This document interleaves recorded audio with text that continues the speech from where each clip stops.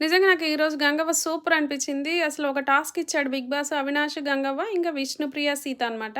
So, నేను task start అయ్యే ముందు సీత, విష్ణుప్రియ గెలవడానికి హై ఛాన్సెస్ ఉన్నాయనుకున్నా. టాస్క్ ఏంటంటే అక్కడ ఒక బాస్కెట్ ఉంటుంది. ఆ బాస్కెట్స్‌లో బెలూన్స్ వేయాలి. కొన్ని హర్డిల్స్ ఉంటాయి. ఆ హర్డిల్స్ అన్నీ దాటి వేయాలనమాట. సో, కాకపోతే చేత్తో పట్టుకోకూడదు. హెడ్‌తో పట్టుకోవాలనమాట. బట్ నేను అనుకున్నాను డెఫినెట్‌గా ఇది విష్ణుప్రియ వాళ్ళు విన్ అవుతారు అనేసి.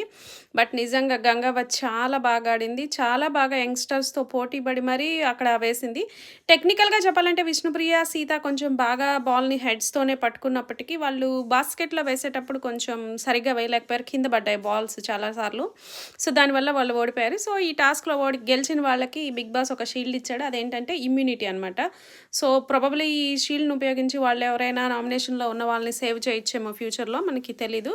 ప్రస్తుతానికైతే ఈ టాస్క్ అవినాష్ ఇంకా గంగవ్వ గెలిచారు. వాళ్ళకి రాయల్స్ క్లాన్‌కి ఆ షీల్డ్ వచ్చిందనమాట. నిజంగా సూపర్‌గా